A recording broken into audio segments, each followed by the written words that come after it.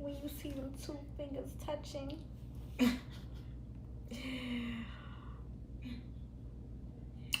All right, what's going on? Whether you're coming, hold up. All right, so welcome back to my stream. I will be. Oh, hold up. All right, welcome back to my stream. I will be reviewing episode. Oh hell no! Hold on, my dog is coming in my goddamn. Get out. Okay, so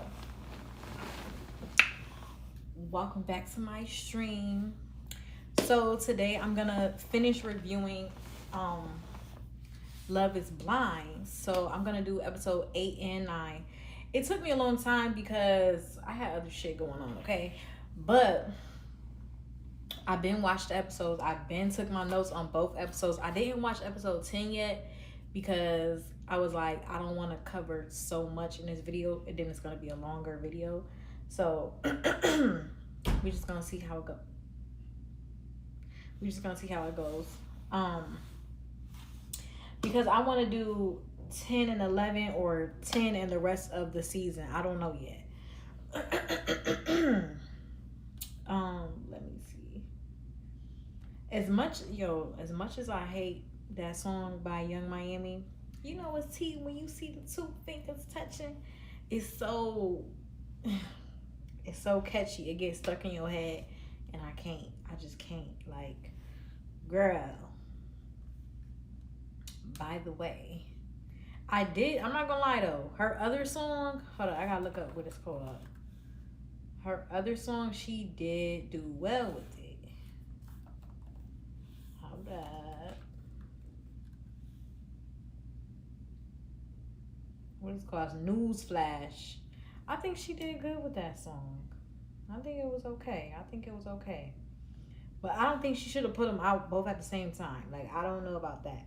But I will say, too, newsflash, nobody's talking about it. Like, they talked about it once it premiered, and then, like, that's it. Like, it's not charting. Nobody is, like, adding that song to their pictures. Like, I don't see no more talk about it. So it's like, you did your one with that. You know, new flow, new era of Young Miami.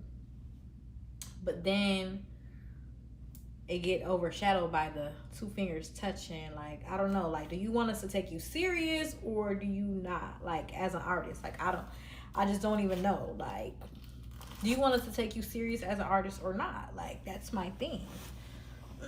Because that song we cannot take you serious with. I'm sorry to say.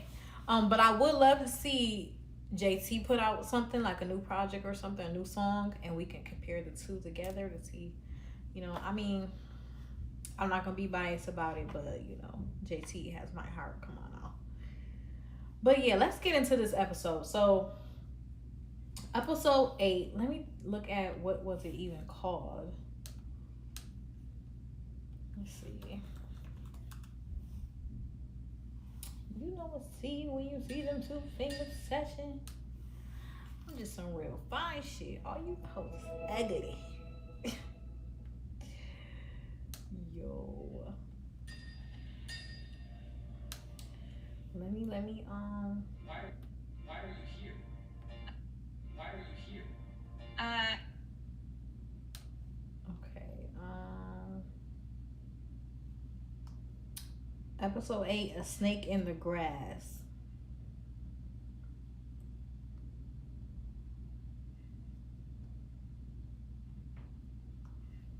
Okay, so episode 8, A Snake in the Grass. All right, so let's get right into it. So the episode starts out with Vic and Christine. And on the last episode 8, I already was saying how, like, we don't see enough of them. I feel like they're only putting forth the positive moments with them. They're not putting forth, like, their differences, things that they don't disagree in. Like, they make it seem like this is, like, the perfect, ideal, like, biracial couple. Like, I just don't know. Like, it's too forced, it's too like perfect, and they're just having the time of their life and good times. And it may be like that, but I just feel like they're not getting the same experience as the other participants, as the other couples. And then also I heard that they didn't even go on vacation with the other couple. They went to somewhere else. They went to a whole different resort or something.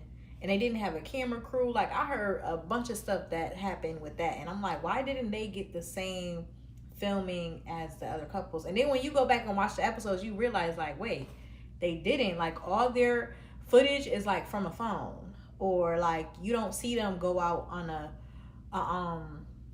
date. You don't see them enjoying the beach. You don't see them enjoying the weather. You don't see any of that. So I really don't like that.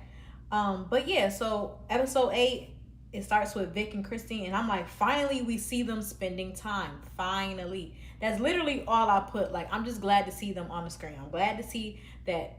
Like, why didn't y'all add that in the other episode? It's like I forget about this couple until they put them in the last 5 seconds of the episode. You feel me? And then we go over to Jessica and Chris. So whose home is we at? We're at Chris's house, I think. Yeah, so Jessica visits Chris' house, and his house is nice. It's a cozy home. It's a luxury loft. And then he talks about, like, or she must have asked him, like, what did your parents think about kids? Like, are they okay with that? And he's like, yeah, they're okay. They're good with that. Apparently, they're good with that. Like, I don't know what that's about. I don't know. I don't know if I could believe that. I feel like he just doesn't want to have kids. And he's probably telling his parents that, and they're like, okay, you don't want to have kids? Okay, cool. But, I mean, I wouldn't want a bunch of little Chris's running around anyway, because I can't do too much of him. My whole perspective on him, my whole outlook, what can I say? What's the word? My whole opinion on him has changed because I already watched the next episode. So I'm sorry, I'm getting ahead of myself. So let me slow down, let me come back. So yes, they're at Chris' house. He lives in a luxury loft, bachelor pad, nice, cozy home. That's what I expect of a man of his caliber, okay? Then they go to Jessica's house. She's a fucking doctor. So she lives in a whole house. Very nice, very luxurious. I won't say luxurious, but it's a luxury home. It's modern. And one thing that she kept doing in this episode was referring to her age. Like, oh, I'm old. Well, what old person Oh, old, I'm old. Okay, we get it, girl. We get it. Why do you keep reminding this man that you're old? Like, why?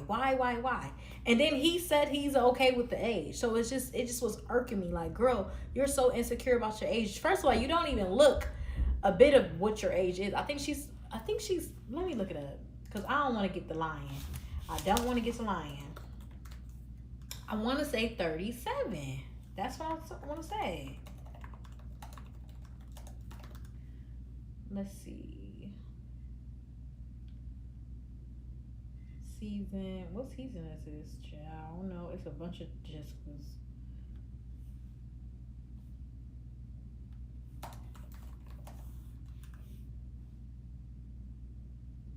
$38. Girl, get over it. You're 38. You good. You're single. You're looking to settle down. You done made a nice living for yourself. You got your home. Like, you are right where you need to be in life. Is no reason to feel insecure about your age. Like, girl, just cut it out. Let's see. And then I think I want to say that's it. But I will say, like, I'm not gonna say it right now. Okay, let's go next couple. Alex and Ashley. In this episode, Alex and Ashley are sitting at the table, and they're both working from home. So, before previous episode, we were trying to figure out what does Alex do? What job does he have? Like, does he have a job? He said he day trades. He said he day trades. He also said he's a soccer coach. But anyway, so they're sitting at a table, and Ashley is like, "Are you on the phone?" He's like, "Oh no, I'm not on the phone." She's like, "Oh, okay. I thought you were taking a call or something." He's like, "No, that's not how my job works." And she's like, "Okay, so how do you know when? Like, how do you know when you're online? Like, what are you supposed to be doing?" Because I swear to God, I'm sitting there looking at the screen. I'm like, his ass ain't doing shit on that computer. He just sitting there mad scrolling. He doing it for the camera. Like, so. Whatever, I guess he day trades, and he's explaining to her how day trading works, and it sounds like a bunch of malarkey. It sounds like a bunch of bullshit, if you ask me. It sounds like, what is that, Forex, whatever they used to be doing and promoting. That's what it sounds like. Like, I just don't understand his job, his career. I just don't get it. Like, but okay. So then they also start getting into what are your plans as far as like work, and where do you want to relocate. He goes on and keeps telling her, like, I'm a nomad. I live by a nomad lifestyle. I don't want to be stuck anywhere. I don't want to be stuck in Cleveland. I don't want to stay here, because she was more so saying, like, I got a promotion, or like I'm looking into getting a promotion, or going a different direction in my job, or maybe possibly relocating, but I have to talk to my bosses. I have to talk to my manager. And he's like, well, see, that's the thing. I can just up and leave. I can just go here and just find another job. I don't have to do that. And are you going to be able to do that if you leave? And are you going to be able to find another job? And are you going to be, I'm like, man, what? Like, first of all, slow down, slow your roll. Give her a chance to talk to her supervisor. Like, why are you doing that? And see, that more so emphasizes the fact that this man will leave her in a drop of a dime. He will leave her ass, because he already pressing it, like, if you don't come with me, then listen, oh well, if you don't come with me, I'm leaving you, type of vibe. Like, you just, no, it don't work like that. And then he's talking about, oh, I got a soccer contract in Florida. I think he lying. All of a sudden, he got a soccer contract in Florida. All of a sudden. It seems like he was trying to, like, convince her, like, yeah, I got a soccer contract in Florida, and, it has a good school, good golf, and good education, and, that's where I want to be headed. And will you be able to go to Florida? Like, okay, Alex. Basically, he's on, like, this is my way or no way. My way or the highway. And then I wrote, because he was like, I can get a job in that time period, because she must have been saying, like, I need time to ask my supervisor, whatever. He was like, well, in that time, I can get a job in that period. Can you do that? And I'm like, what?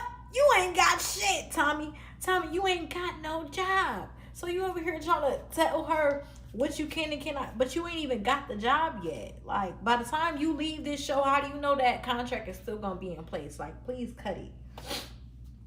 And then I said, he acting like Bree and Mike. And now I'm getting irritated, because he kept pressuring it. Like, Bree kept, like, nitpicking with, what's her man? With Connor. Chris kept nitpicking with Emma, and now Alex is nitpicking with Ashley. Like, please. I felt like he was trying to find a problem, and then they start arguing about sex. I'm like, why are they arguing about sex? He like, oh, he must have left. So that's what happened. He must have left, like, the night before or something, or that day he left during the day or something, and she was confused on why he left or where he went, because she wanted to have sex. And he's like, well, I'm not going to initiate every time. I need you to initiate it. She's like, well, if you would have stayed, I would have initiated. And, like, they just going back and forth. And then he like, oh, it's because you was on your period or your menstrual cycle. And she like, oh, well, you know, you can't get pregnant on your menstrual cycle. Basically, like, we could fuck on my menstrual. That's basically what she was telling the man. And I'm just like, oh, like, first of all, you're on national television. Like, why are you even, so y'all looking raw? Y'all not using no protection. Okay, got it. Because that's the thing, too. He was also saying, like, you know, I don't want to get you pregnant and all that. And she's like, you know, I'm not trying to trap you. I'm not trying to have your baby. I'm not trying to have a baby right now. He was like, well, okay, well, I didn't know because you want to have sex on your period and you're not telling me nothing. And yeah, like, what's tea? So that's another red flag for me because I feel like as much jumping around Alex has done, and with his history of his father and his father's history, it's like, Alex, have you got a few women pregnant in other states? Like your daddy? Have you done that? Have you got women? Because he's so like sexually driven. When we first met Alex, he was so sexually driven, and I feel like he's the type to be so sexually driven. He's not using protection. Oopsie daisy, a woman is pregnant. Now they have to get a abortion, or maybe I don't think they're keeping the kid because then that would have been a scandal. But you know, now he's in this conflict with this woman, and like, oh, I'm not ready for a kid, but you was sitting there doing it unprotected. Like, you know, it's just, or oh, I'm about to travel, I don't have time to be raising no kid. But why are you doing that to these women? You know what I'm saying? But I could be wrong, but I don't know. It just gives me that vibe. By the way that he was just telling Ashley, like, well, I don't want you to get pregnant, and you know, well, we can do it whatever, whenever time you want, whenever you want, like, but I just don't want to get you pregnant. I don't want to have kids, and I don't want to be stuck. Like, okay, damn. So then the argument continues. I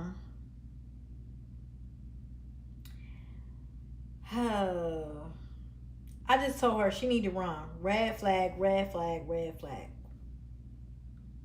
And then I was confused on, like, I wasn't sure if Ashley was actually asking for more sex, or was she asking for more intimacy from him, like a hug, a kiss, you know, grabbing, touching, cuddling, like, because it doesn't seem like he was doing any of that. Like, so she was upset. Um, and then my last comment says, I think he got a couple of females pregnant before. He had to, by the way that he was acting.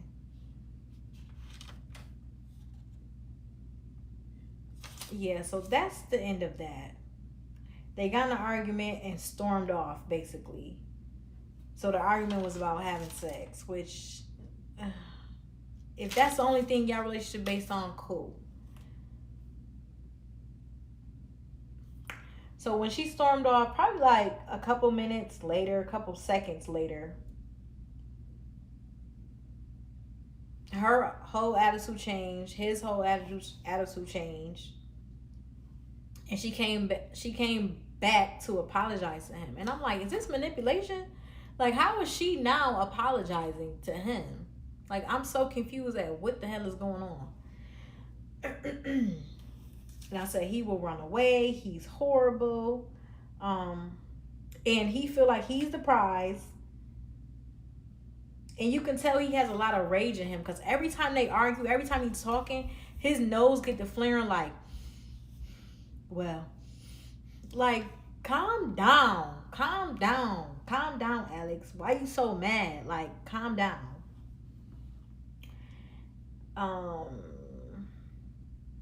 And then I guess they apologized to each other or whatever.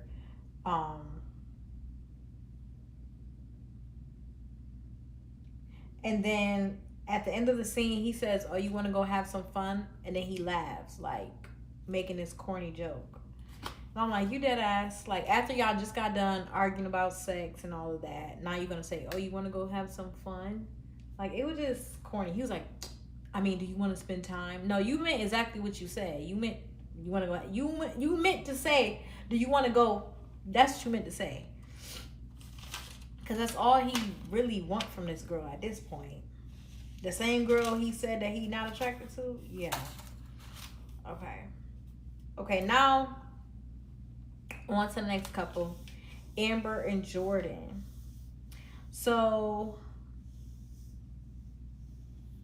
Jordan meets Amber's brother, and I was kind of thinking like they kind of look alike. They kind of favored a little bit. They're both husky guys, both like, kind of like corny dad joke a little bit, or just like cool, like brotherly. That's what I would say. Not corny dad joke, but more like brotherly. They kind of give the same type of vibe. Um, and then also they mentioned that Jordan met the father of Amber's baby girl, of Amber's daughter. So Jordan met her baby daddy, okay? But they met off camera. I wonder why, I wonder what that was about. I would love to see that interaction.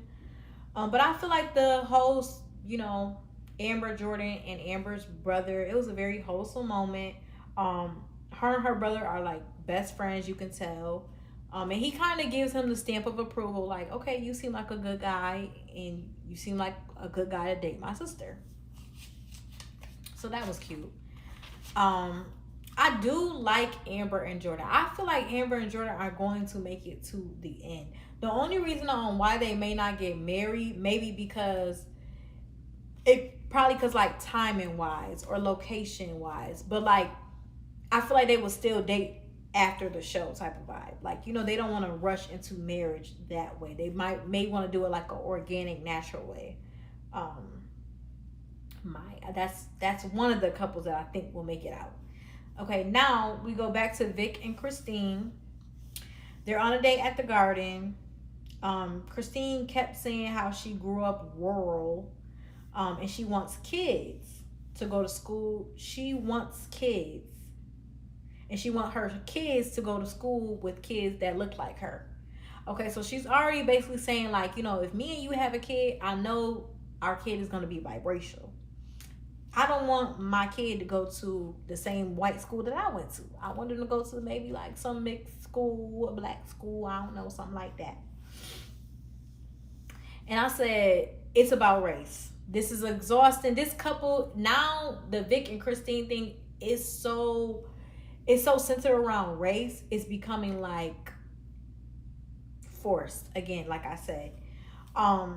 It's exhausting. It's about race over and over again. Like, I just,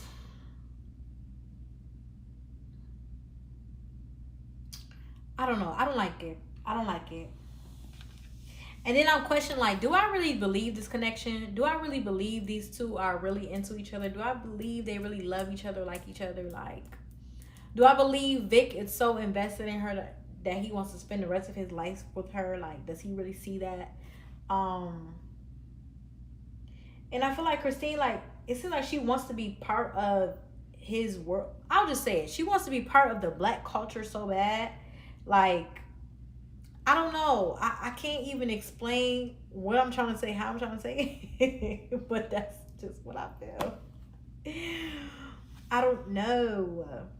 I like that they did bring up the conversation of having a biracial child, because it's, something that could happen if they were to stay together. Like, but at the same time, I just feel like y'all starting to drag this. Y'all really starting to drag it. Like, what else? Talk about something else. What else? We know y'all. We know you white. We know he black. Okay, what else? What's next? What's next?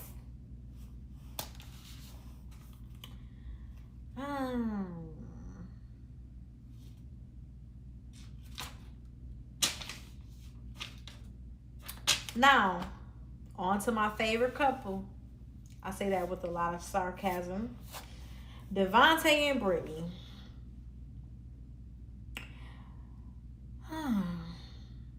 So Devontae meets Brittany's parents. I put 10 years. Why did I put 10 years?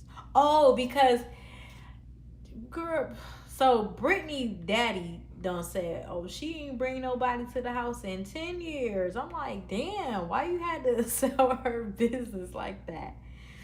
I was getting a sense that Devontae fit right in with her family, like visually, like he looks like he belongs to their family. And then I also was like, did he just turn black? Like, when he was talking to the family and they was engaging in conversation, like his voice kind of changed a little bit. Like, did he just code switch, but the black version? He, because he wasn't talking like that in the past, and he wasn't talking like that last episode. Um, and then so Brittany is basically trying to, sell Devontae to her family. Like, oh my God, he does good chores and he cooks, he cleans, and he's just the best. And this is what he does. And then she gonna say, oh, it's the little things, like when he's using a microwave and he clears the screen and he doesn't let it beep. Oh my God, girl, what? Brittany. Okay, and also, Devontae brought up the grandfather story again. Like, it really wasn't even necessary in the conversation, but he wanted to say, like, yeah, my grandfather, I want to be just like my grandfather. That's the life I want to follow in the steps of, and da da da da. Like, I want to see this grandfather that you're talking about. Is he black? Is he white? Is he biracial? What is he? I want to see him. I want to see this grandfather that you're talking about, because I'm really tired of you even talking about him. You know, the grandfather that passed away while you was on the show that you didn't go to the funeral? That one. I want to see. I want to see. I want to see. Because you keep bringing them up. You keep bringing them up like you're trying to get brownie points. Like, what are you trying to, sympathy? Like, what? So then, Brittany's father and Devontae meet up. They go upstairs, have a little alone time. As the father's I don't know if it's the way that they edited the show or what, but Devontae was giving very short answers, like, yeah, yeah. And it kind of looked like he was about to cry, like his eyes was watering. And I'm like, the only thing that's in Devontae's head right now is, I'm about to break this family heart. Because they was so happy that their daughter found a man, like, so happy. I don't think they cared about who was going to come in the door. They don't care who it was, long as it was a somebody that will get their daughter married. Okay, I get a sense that they're like a little irritated with Brittany at this point, like the family, like, the love is there, but it feels like they're tired of her being single. They're tired of her being lonely and just probably miserable. They're tired of it. So they get like, I'm mad that the father did not ask Devontae more questions, or he didn't dig deep. He just kind of kept it. Oh, okay. Who do you look up to? What men are in your life? Okay, cool. All right, yeah. Oh my God, I'm so happy. You don't even know that my daughter is in love with you, and you don't know what this means to me, and like, save it.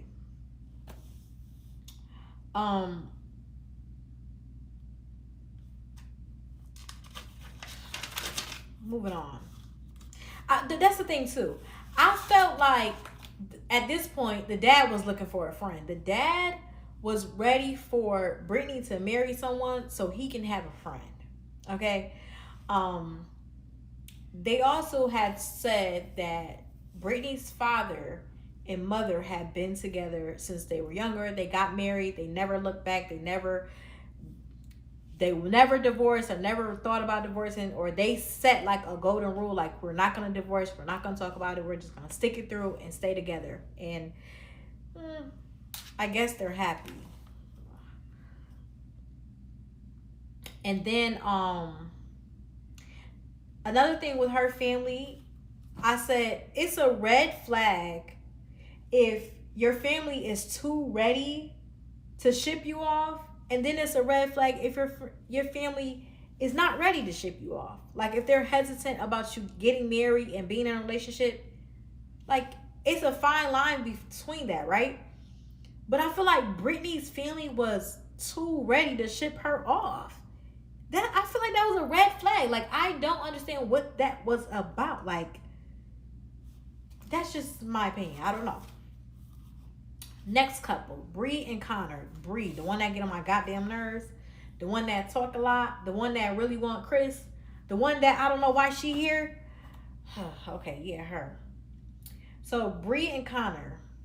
So yo, so Connor is going to meet Bree's mother, and I know as soon as he walked in that motherfucking door, he was like, "Oh my God, it's two of them." Cause I could have swore that was Bree sitting at that kitchen table when they walked in. They had the same, their hair wrapped up the same way. I'm like, "Oh Lord, I hope she don't act like Bree for real."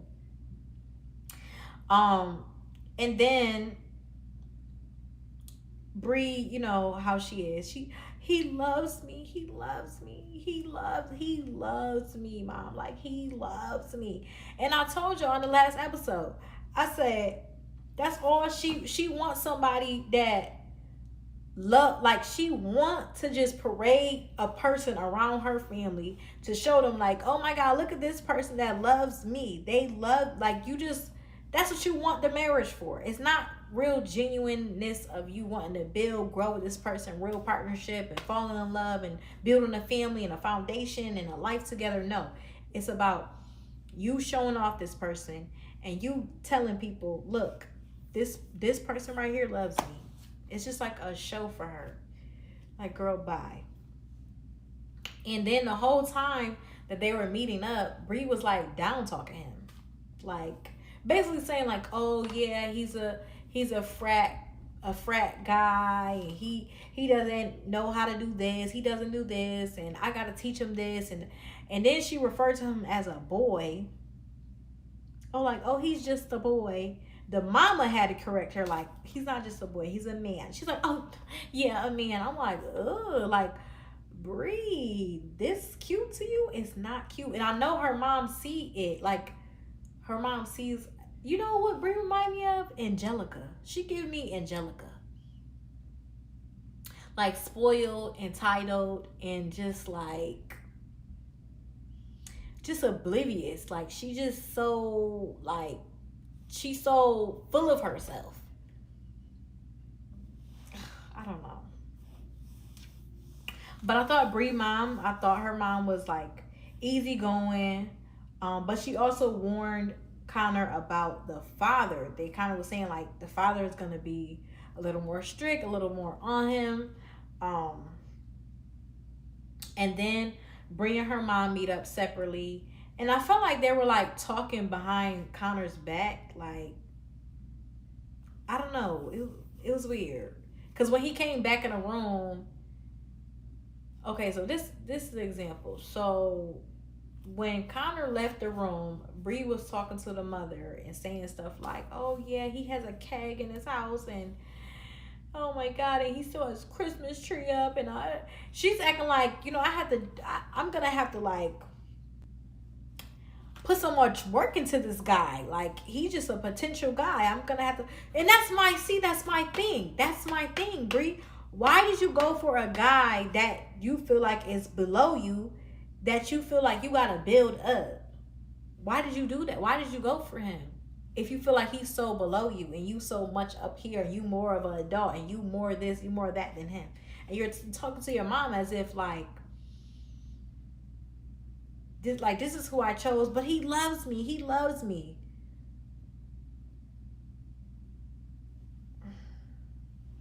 It's all fake. It's fake.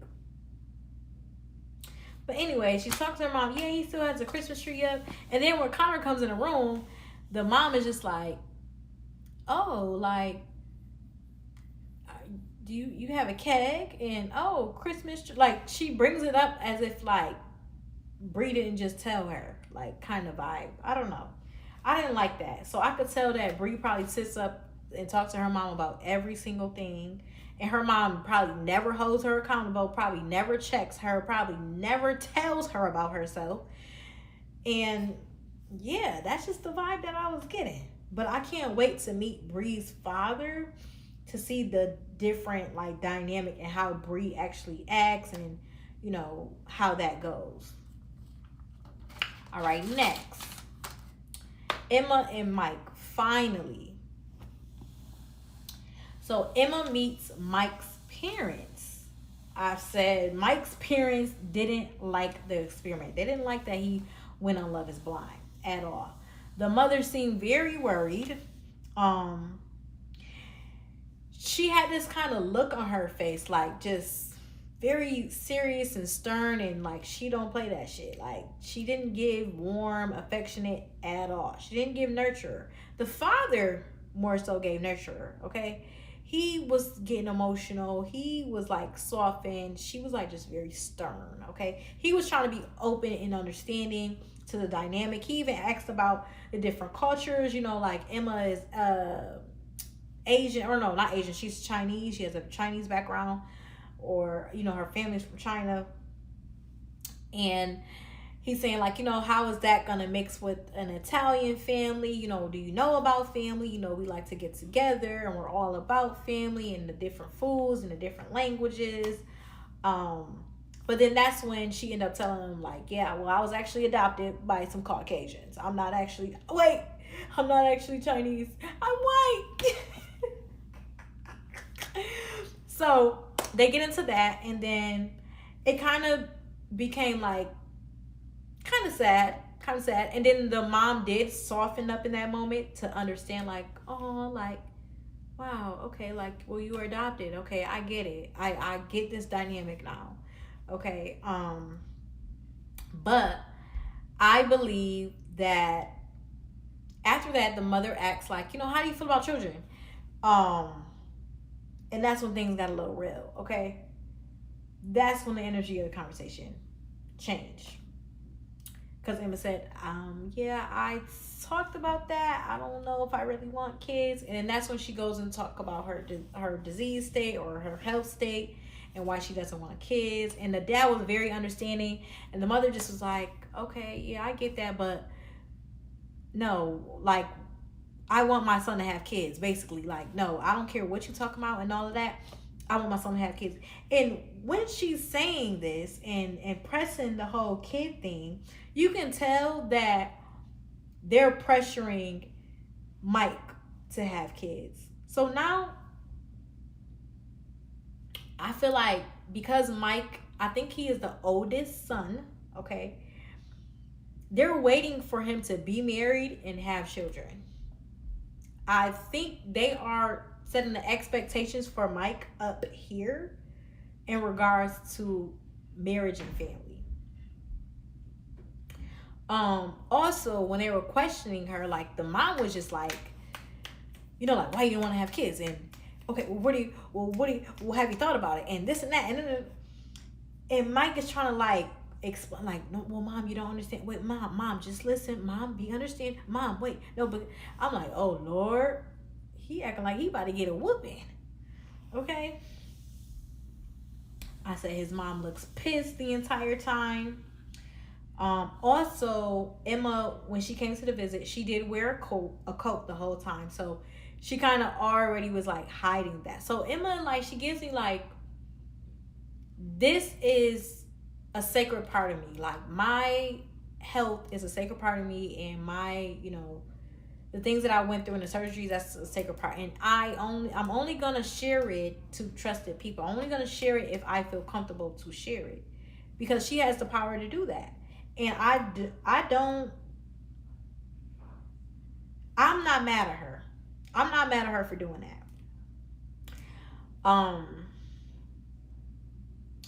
So yeah, I also was feeling like, because he's the eldest boy, they probably want to pass the family name, because I feel like the father did emphasize that, like, yeah, we want to, you know, pass the name on. He has to pass the name on, or whatever. And I'm just like, well, some people just don't want kids. They act like that's like unheard of. But also, too, another thing that was triggering me was Mike's siblings.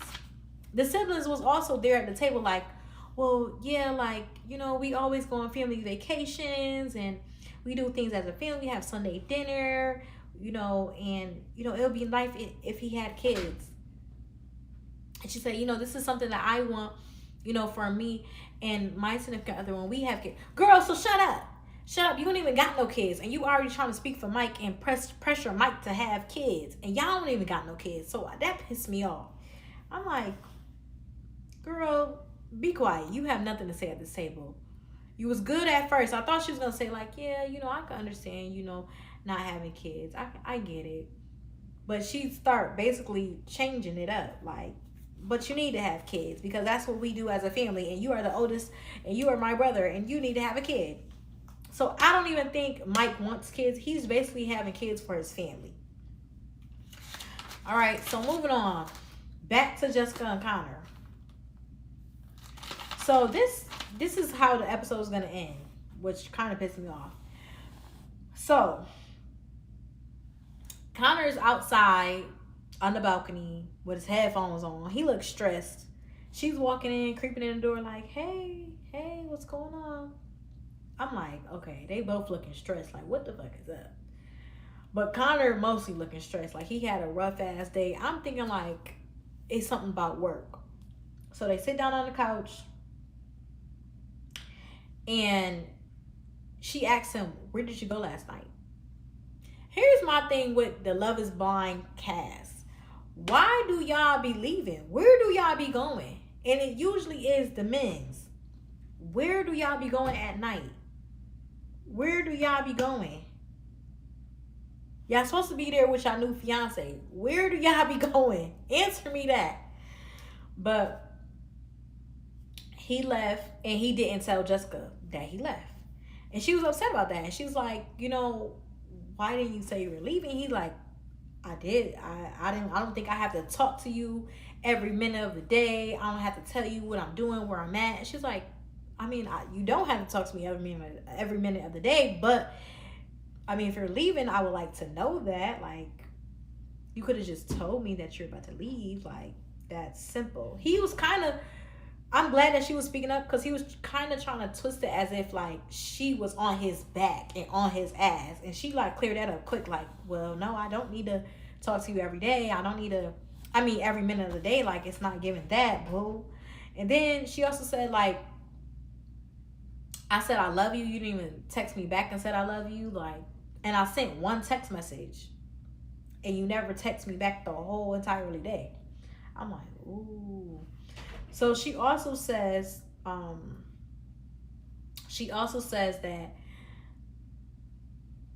Connor was saying, like, oh wait, not Connor, Chris. His name is Chris. His name is not Connor. His name is Chris. But she also was saying, like, how they kind of got in a little spat, and he was like, I need a 13-hour break from you. Like, I need to just be away from you. And then when they were talking, he was like, it's only been 48 hours. Like, it's only been 48 hours. So 2 days you went without talking to this girl and checking in with this girl, and you supposed to be part of a TV show? 13 hours turned into 48 hours? How the hell did that happen? Who was you with, and where did you go? That's my question. So now Connor is acting like he has this big weight on his shoulder, and he just like, he just can't hold it back any longer. So he finally breaks his silence. And he talks about physical connection. And basically how he's not physically connected to her. And what he says is, well, people I usually date does Pilates. They work out. They do yoga. This is what I'm used to. She like, okay, so is it my body? Like, is it my body? Like, I'm thinking maybe he talking about endurance. Like, maybe she got to build her endurance up. Maybe she don't last in the bedroom or something like that. No, he's talking about her physical shape. I said, ooh, this motherfucker. You know what? And she just in there, she just taking it in like, okay. And she begins to cry, and she's basically like, we've been good. We've been perfect. And I told y'all, they've been a little too perfect, a little too good, okay? And she was falling in love with this man, okay? For him to turn around and say, oh, the physical connection is not doing it for me. But then he also says, like, oh, but I want to continue this. Why would she want to continue with you after you said that her body ain't the body type that you like in the bedroom and you can't get past it? How is that going to work? How is that going to work, Chris? How is that going to work, Chris? So, anyway, she leaves. And on his confessional, they were playing, like, this weird instrumental. And it kind of gave me like a scary movie vibe. Like when you interviewing a murderer or interviewing a narcissist, because he definitely gave narcissist. I was like, why they do that? Why did they do this to him? But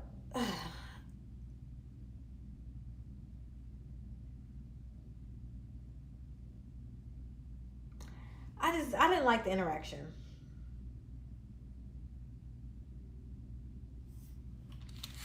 That was dead wrong how he ended that. And then the last thing I said, okay, yeah, that was another thing with Chris. I feel like he had to find one thing about her to bring her down. Like, is he intimidated, or did he just fake it to make it to, to be with Brie or whatever? I don't know. There's a bunch of things that I feel that Chris is doing to her. Jessica gives, like, she's too perfect. Like, she's just a perfect woman. Like, she got the good career. She has a nice home. She doesn't have kids. She doesn't want kids. It's, like, not too much that he could, like, pick on her and say, like, oh, this not gonna work. Like, her home was better than his home. And I feel like once he's seen all these things of her, and even in the last episode, he was acting as if, like, things were gonna just work out. Like, like, everything, they were just gonna live happily ever after. And then just for it to be, like, a whole total switch in a couple of days, I kind of feel like he went to go meet up with Brie or something like that. Like, he did something sneaky. And, oh yeah, that's another thing. He did also mention in the conversation that he had been thinking about his second option. And she's like, who is your second option? And he said Brie. Brie was his second option. So I'm like, so you looked at Jessica and you looked at Brie and you said, Brie, your body don't do it for me. No, you said, Jessica, your body don't do it for me. But Brie, that's my girl. That's the one I want. In my opinion, okay, I'm going to keep my opinions to myself right now. But Brie could never. Like, you really tried it. So, anyways, I feel like Jessica was too perfect for him, that he felt intimidating. He had to bring her down a peg. And I feel like he doesn't want to date someone too good. He wants to date someone good, but someone he can bring down, or someone who has low self-esteem. That's what I will say. Because he kind of was like, if I talk to you like this and you can't take it or take what I'm saying, like, first of all, she don't got to agree with you. She may think her body is perfect. And nothing, mind you, nothing's wrong with the girl. She's not big or nothing. Like, she's not too little. She's not too big. She's just an average size woman, literally. You can't force her to go work out. You can't force her to be this woman that you have in your head, or force her to be like all the past women that you have had. That's the whole point of this experiment, is it not? You're doing something different, right? I don't know. And then the next episode, he talked about her so bad. Like, he talked about her so bad. I just couldn't even. But yeah, so Jessica leaves the show, basically. Hold up. Or is that in the next episode?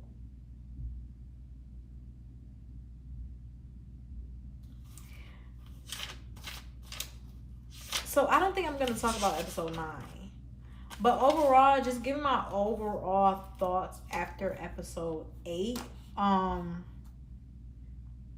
Out of who's going to get married and who's not going to get married, Vic and Christine, or if they're going to make it to the altar. Let's say if they're going to make it to the altar. So Vic and Christine, they will make it to the altar.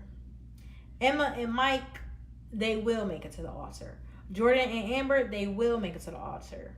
Um, Bree and Connor, they will make it to the altar. Alex and Ashley, yeah, they'll make it to the altar. Jessica and Chris, no, they don't. They will not make it to the altar. Devontae and Brittany, I think they'll make it to the altar. Far as who's gonna say yes at the altar, I believe Jordan and Amber will say yes. I believe Vic and Christine will say yes. And that's about it. That's about it for now. All right, so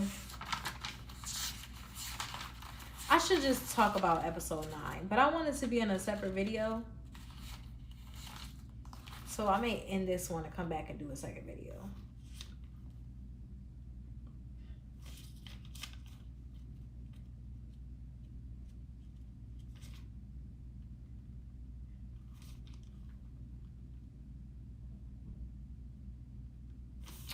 Yeah. So I'm going to end this. I'm going to post it up, and then we're going to move on to episode 9. So catch you in a minute. If you have not yet done it, please like, comment, subscribe, and share. Go back and watch my other review from episode 1 through 6, and then episode 7, and now this is episode 8. And then stay tuned for episode 9. Thanks. Bye.